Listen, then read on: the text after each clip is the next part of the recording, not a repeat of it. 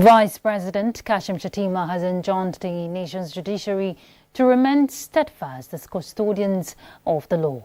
The Vice President gave the advice during the official opening of the maiden body of Bench's annual lecture in Abuja. State House correspondent Abdurrahman Jibrila reports.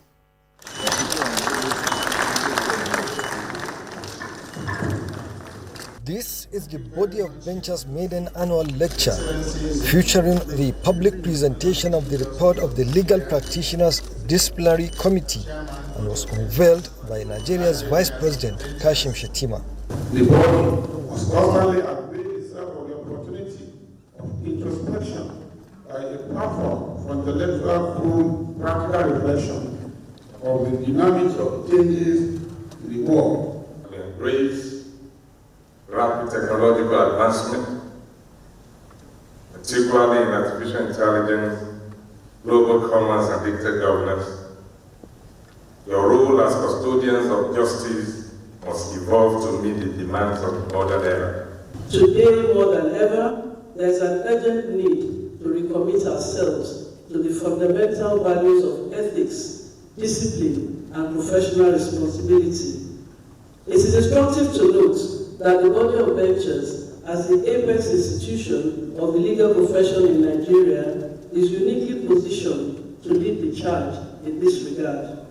With the theme "Half a Century of the Body of Benchers, the Past, the Present and the Future of Maintaining the Ethics of Legal Profession in Nigeria," with former Governor of Lagos State, Babatunde Fashola, doing justice to the topic as keynote speaker.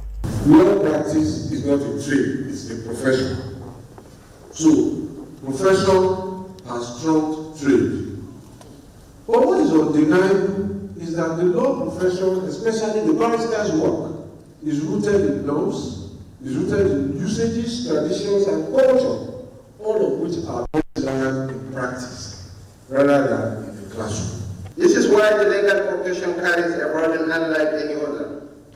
You, my lords and eminent jurists, are not just interpreters of the law, you are custodians of justice.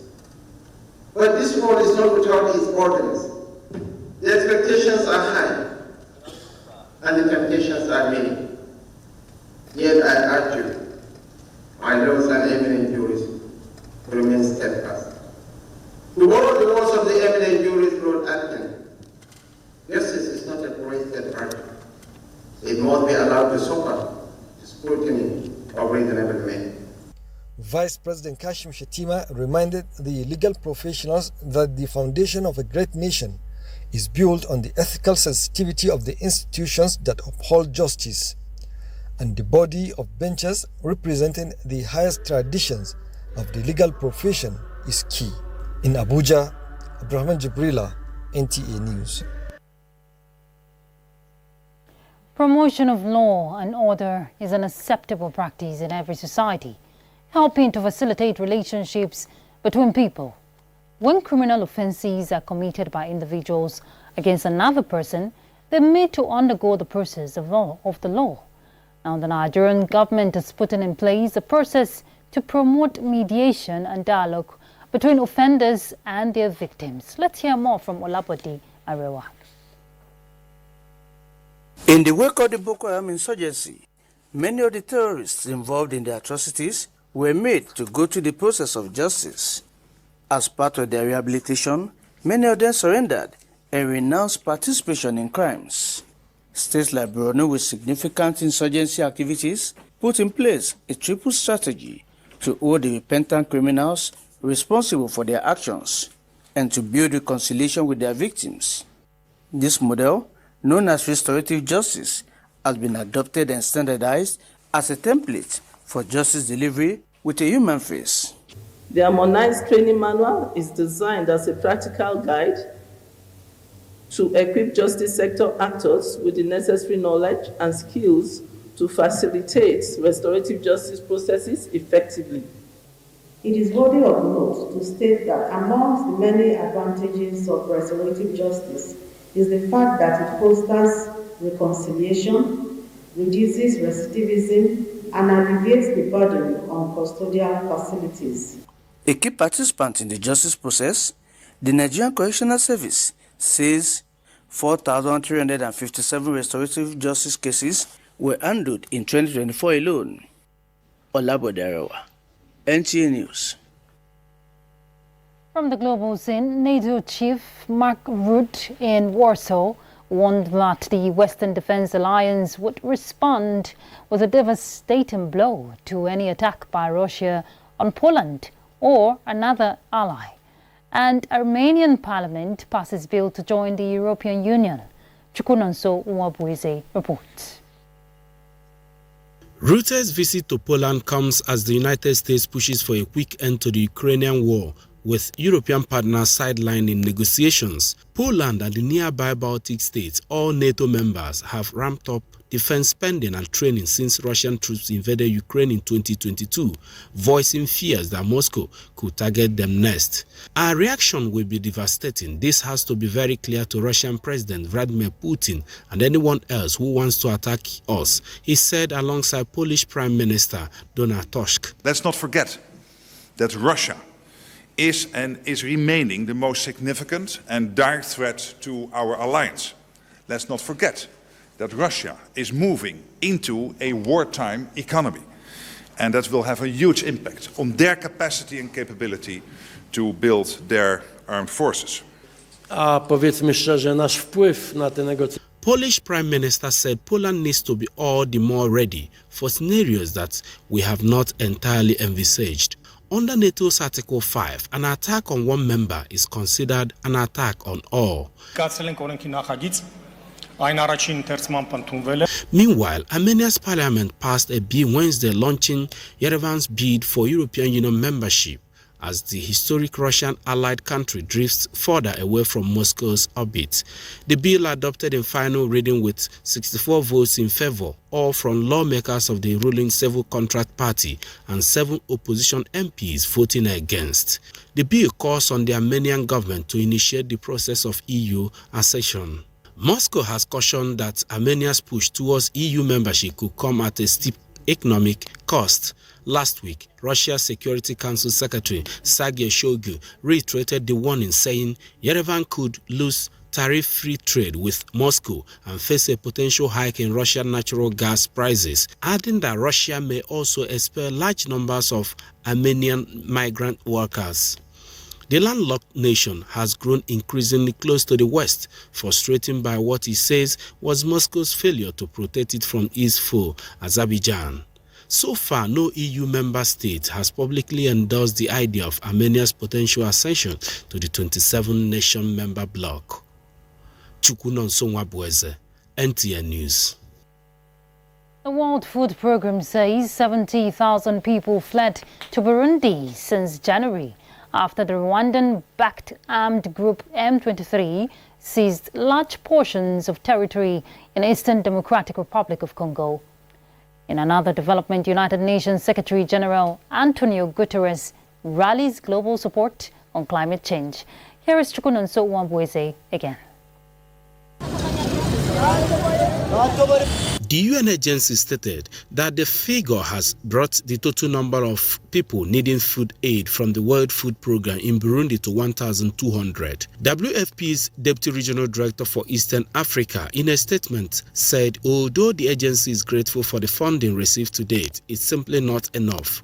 Our available resources are stretched beyond capacity, and we are being forced to adapt our operations and reduce rations, she added. This crisis had put an immense pressure on WFP's food pipeline, which we are stretched. We are appealing to donor communities to come forward and provide funds so WFP can assure the emergency food assistance to this new caseload as well as the previous refugees which are in the country, which has been here for more than decades. WFP provides meals to refugees housed in temporary transit camps, schools, churches and sports stadiums. It said it had been forced to cut rations in half to existing refugees to cater to the influx. With a request of $19.8 million to maintain support to the end of the year, the agency said without an additional funding, it will have to suspend food assistance entirely by July. Meanwhile, the United Nations Secretary General Antonio Guterres on Wednesday called for an increased commitment from the global community in addressing climate challenges. A decade ago, the planet was on course for a global temperature rise of over 4 degrees Celsius. Today, countries' national climate plans, or NDCs, if fully delivered, would take us closer to 2.c degree rise. And at the same time, climate challenges are piling up. Everybody must do more. The G20, the largest emitters and economies, must lead, and every country must step up and play their part. The UN chief started this virtually at the ongoing climate dialogue in Petersburg. Chukunon Songwapweza, NTA News. Back home, the Minister of Agriculture and Food Security, Abubakar Kyari, has expressed his appreciation for the support provided to Nigeria by MasterCard to enhance the country's agricultural activities. A total of $300 million has been allocated for Nigeria, Kenya and Tanzania.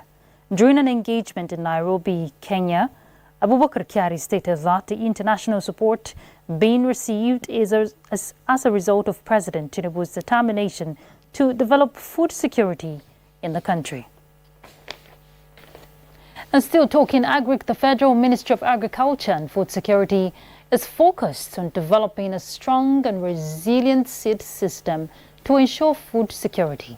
Now, this initiative is anticipated to be implemented through the National Seed Council of Nigeria.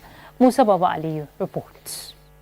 Nigeria has a long-standing reputation for seed production, which has been acknowledged by international organizations. However, the federal government is striving not only to produce high-quality seeds, but also to bridge the existing demand gap. This initiative led to the organization of a workshop by the National Agricultural Seed Council. The workshop concentrated on early generation seed, planning and coordination. Over the past few years, Nigeria has made significant strides in strengthening its system to meet international standards and create a more enabling environment for seed sector growth. Our country is proud to be a member of OECD Seed Scheme and the International Seed Testing Association, demonstrating our commitment to quality assurance and international best practices. Experts discuss the current state of seed production along its value chain, as well as the challenges that need to be addressed. The outcome of this meeting will go a long way in reshaping the scope of our EGS as a nation. At the end of the season, we should be able to have so volume of certified seeds. And again, we should be able to also know what quantity of the seeds have been supplied and have gone into the hands of the farmers. As part of this effort, the country will receive $1 million in support to assist farmers in increasing their production. Musa Baba Aliyu, NTA News. All right, let's take a break. We'll be back shortly. Stay tuned. Thank you for staying tuned. Despite medical advancements, tuberculosis remains a disease of public health concern in Nigeria, claiming 71,000 lives in 2023 alone, with the country ranking among the world's top TB hotspots. However, the Coordinating Minister of Health and Social Welfare, Professor Ali Pate, believes there is hope as a nationwide push for better diagnosis, treatment and awareness is gaining momentum. Uche Ugochukwu reports that this came to the fore at a briefing in Abuja to commemorate the 2025 World TB Day. This figure released by the World Health Organization keeps Nigeria among high-burden countries, but efforts to curb this incident is evident in government's expansion of TB diagnostic services nationwide, increase in the number of GeneSpot and TruNat machines, as well as 400 mobile X-ray platforms. This is aside the over 23,000 healthcare facilities now offering TB care. A special screening program is also targeting vulnerable groups, including students, orphans, and inmates. This technology has significantly improved the sensitivity of our TB screening tools, allowing us to detect more cases, including asymptomatic TB, that might have otherwise been missed. Despite these efforts, funding remains a setback. Following U.S. aid's withdrawal of TB support, as a solution, government is leveraging public-private partnerships, including a $50 million TB bond. So we'll continue our advocacy, not only at the national level, but at the state level, for domestic resources, and in any way possible that all the stakeholders can come together to ensure that TB becomes a thing of past in Nigeria. We would like to reaffirm our commitment that WHO will continue to provide the normative guidance to mobilize the resources for the TB responses. Health officials advise anyone experiencing symptoms such as cough more than 2 weeks, weight loss, or night sweats to test for TB with treatment provided free nationwide. Uchi Ugochukwu, NTA News. The Free to Shine triple elimination campaign has been activated in the South-South geopolitical zone, further expanding the frontiers of current effort by Nigeria's First Lady Oluremi Tinubu to build a coalition against HIV and AIDS in the country. State House correspondent Adeni Taiwo reports that she flagged off the campaign for the region in Delta State. As one of the advocacy issues of the Organization of African First Ladies for Development, or AFLAD, the Free to Shine triple elimination campaign is making its round across Nigeria to ramp up resources and commitment of critical stakeholders in order to scale down cases of new HIV/AIDS, syphilis, and hepatitis infections among young women and the youths. While flagging off the campaign for the South-South geopolitical zone in Asaba, Delta State, Nigeria's First Lady Oluremi Tinubu says the country must seize this moment and seek to join other countries in Africa who have achieved the UN AIDS 95-95-95 target by 2030. The aim of this target is set to see that 95% of the people who are living with HIV/AIDS know their status. 95% of those who are aware of their status are placed on life-saving antiretroviral treatment, and 95% of people undergoing treatment achieve viral suppression. We must deepen engagement with traditional faith-based institutions to address cultural and religious influences on HIV prevention behaviors. To achieve the said target, she called for active support of critical stakeholders. I believe that the concerted effort of all stakeholders here present, especially the State First Lady, this deadline can be attained by the grace of God, and I rely on you all to do the needful. To our dear children and youth, this campaign cannot succeed without your involvement. Your age group is one of the most vulnerable. Please care and protect yourself. That as more women achieve financial independence, they will be in a better position to make better decisions regarding their choices in life. Hence, we consider ourselves partners with Your Excellency. We are integrating our response to diseases of public health significance like AIDS, TB, and malaria, tailoring our programs to the specific health needs of our people, improving community participation, addressing inefficiencies in the system, and prioritizing preventive health intervention. Empowering our women will be a key. State governors, local government chairmen, let's rise up to the occasion, as you are all aware that there is a shifting policy regarding resources globally. The flag off of the Free to Shine triple elimination campaign for the South-South geopolitical zone could not have come at a better time than now, when the federal government recently committed the sum of 700 billion naira to fight HIV/AIDS, tuberculosis, and other diseases. With the flag off, it is 3 down and 3 more geopolitical zones to go. The Northeast is next in line to be brought on board. From Asaba in Delta State, Adeni Taiwo, NTA News. Turning to legislative affairs, a legislative framework that seeks to make compulsory registration of citizens has been passed at the Senate. The bill seeks the repeal and reenactment of the National Identity Management Commission to ensure the provision of a harmonious identity system in Nigeria that is cost-effective and in compliance with best global practices. National Assembly correspondent Lami Ali reports. The Senate Committee on National Identity Card and Population, while submitting the report on the National Identity Management Commission Repeal and Reenactment Bill for consideration and passage, gave highlights of the legislation, which seeks to, among others, enable establishment of a database and enhance registration and issuance of identity card for citizens of Nigeria. To strengthen the legal framework of national and digital identity, thereby creating an optimal foundational identification ecosystem that fosters inclusion, universal coverage, and accessibility. Thank all of you, and I pray that this bill will ensure that we have proper record and proper data to plan not just for the current generation, but for future generations of Nigerians. Thank you.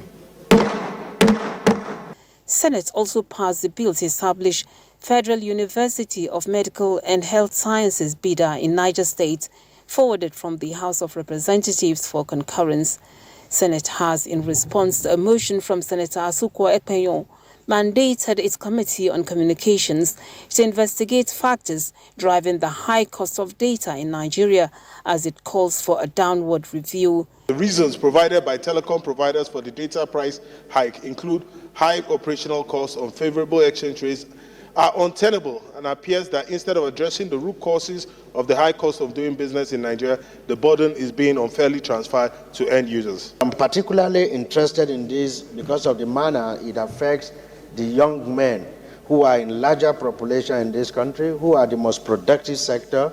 They rely on data to acquire resources that we are not able to provide for them. Plenary featured the confirmation of appointments of the part-time chairman of Asset Management Corporation of Nigeria, AMCON, Dr. Bala Bello, alongside 5 non-executive directors, as requested by President Bola Tinubu. From the National Assembly, Lami Ali, NTA News.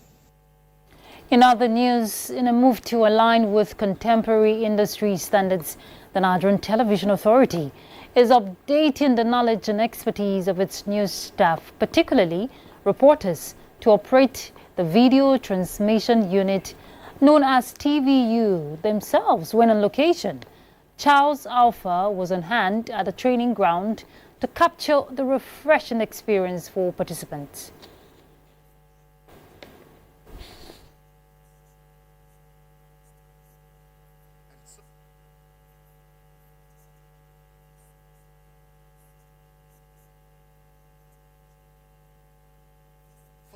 At the helm of affairs in NTA, there is never an end to learning. Keeping up with contemporary industry standards means this group of reporters, engineers and cameramen responsible for what you see on the screen must unlearn, to relearn and update themselves with this vital part of live telecast using the video transmission unit called TVU Park. NTA have gotten the TVU Park. We have been using it for years. But there is need for us to continue undergoing training. We are getting new versions of the TVU parks, and we are looking at the errors that we are making. How are we going to correct them?